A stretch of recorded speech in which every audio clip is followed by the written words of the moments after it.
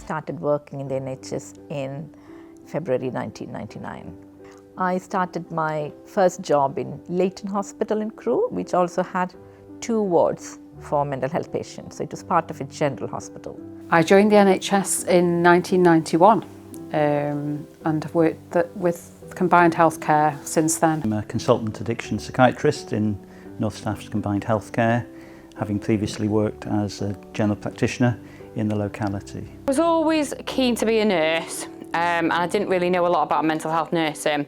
So when I was at school, I went on a shadowing day where I shadowed a nurse on a urology ward, so completely different to mental health. Did that and got a taste for it and thought, yes, this is what I want to do. So I went to college and sort of studied sort of pre-nursing.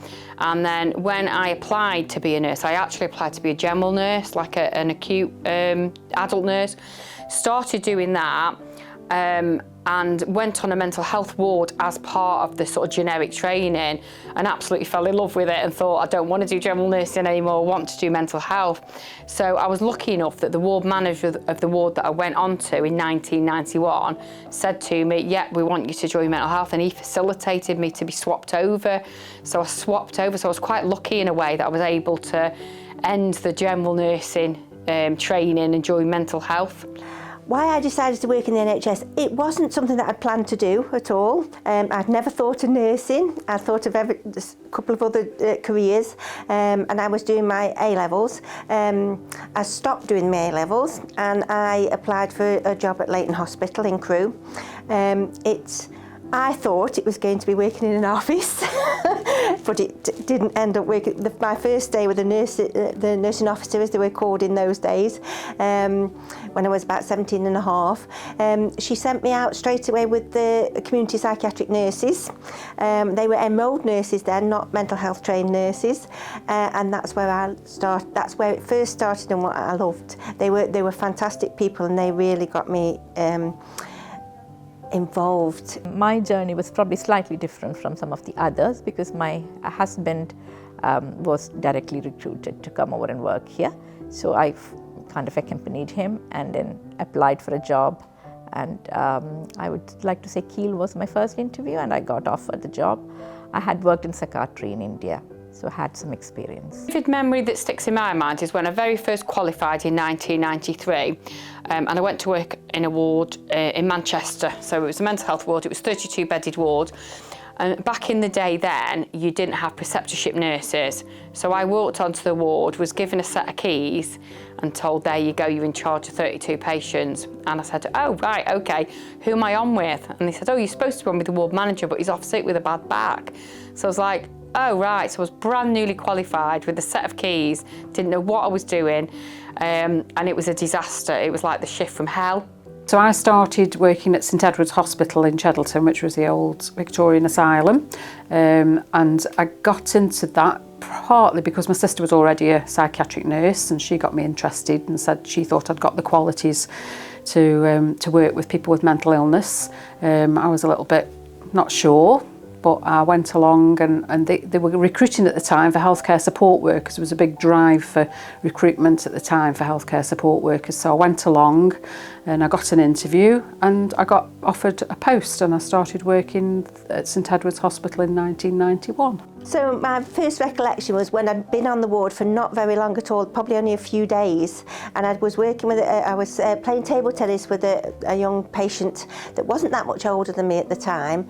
And later in the day, he absconded from the ward and was quite distressed, and he went to the top of he went onto the roof over the A&E department at Leighton Hospital, and the charge nurse had said at the time, Lynn, come with me because you've built up a rapport with him, come with me and let's go and talk to him.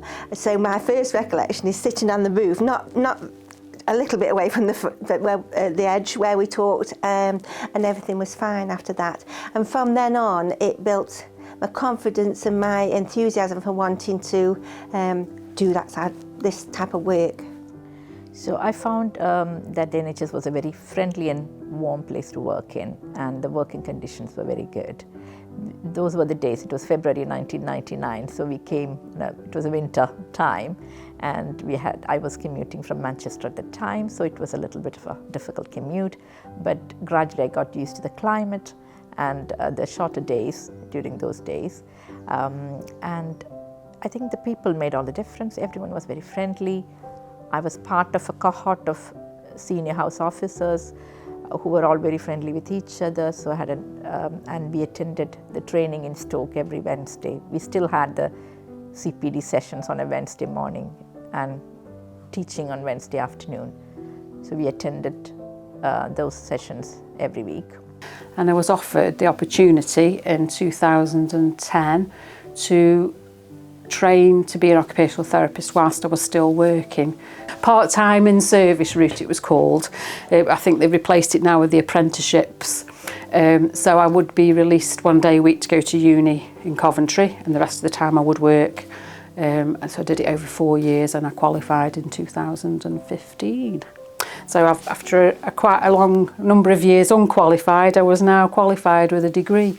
And I started working on Ward 4 at the Harplands. Oh my goodness, what changes have I seen in the NHS? Lots of changes. Lots of changes from the practice, the services, the development of services has been phenomenal. And when you think about all these years, and it's quite frightening really to think that all these 40 years, what changes has happened. It's huge.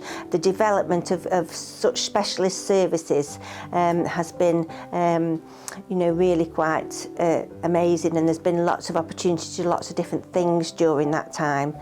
To finally now working with student nurses. I suppose the big change was the closing of St Edward's, and the move into the community. That was a biggie.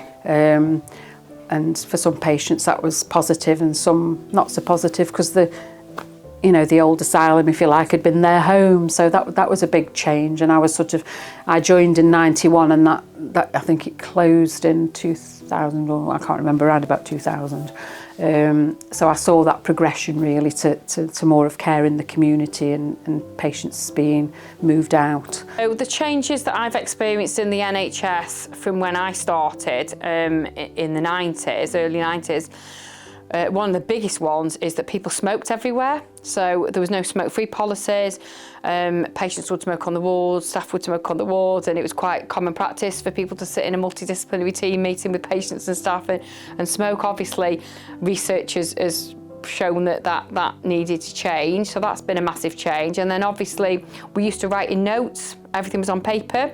So I'm a prescriber, so we used to prescribe always on paper. Now we prescribe electronically, so everything's gone electronically.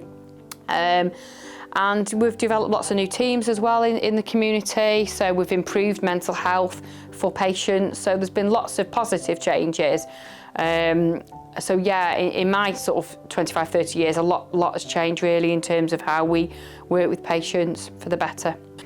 I don't know many other countries where they were out banging saucepans, praising their health services. I think NHS is a very special institution because it's been there for 75 years, delivering excellent care to anybody who walks through its doors. So equal care to everyone, free of cost. I think it's wonderful.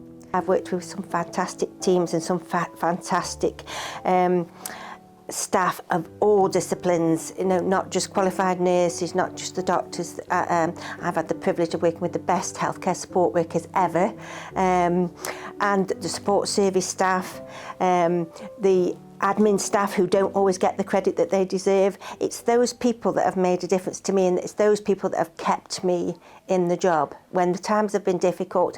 And there's nothing more satisfying than working in a team where you can all be open and honest, don't always agree, maybe tears, there's been very difficult times, but when you can all pull together, the effectiveness as a team that makes the difference in the outcome for patients is absolutely huge.